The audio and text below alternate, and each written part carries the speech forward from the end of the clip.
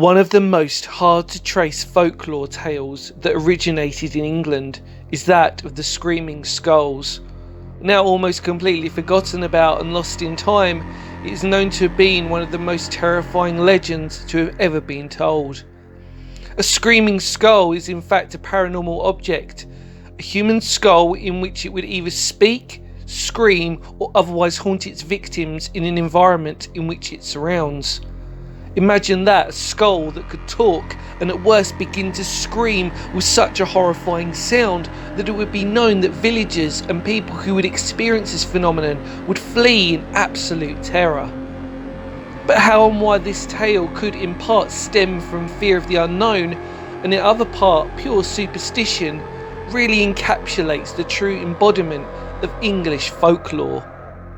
The most famous story of the Screaming Skull is that of the Screaming Skull of Bettiscombe Manor.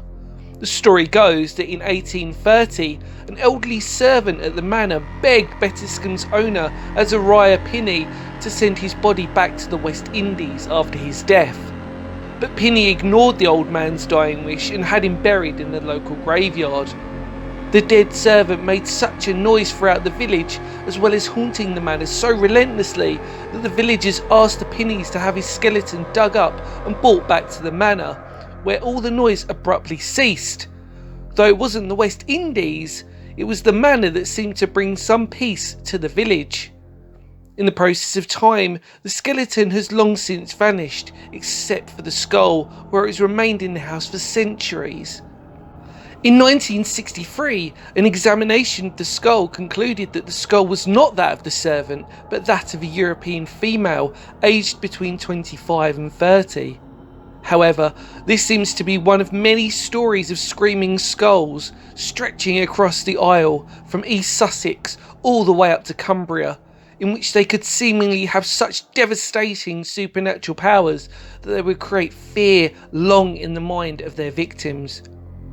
The legend of the Screaming Skull would be cemented in time with the 1958 horror film of the same name, in which the neurotic newlywed woman who believes she is being haunted by the ghost of her new husband's previous wife. So next time you come across a skeleton or skull staring at you from a museum or being used as a relic from a historical place, and you hear a noise or scream, then it could be the voice of its former owner begging to be placed back into the earth. And so ends the legend of the Screaming Skulls.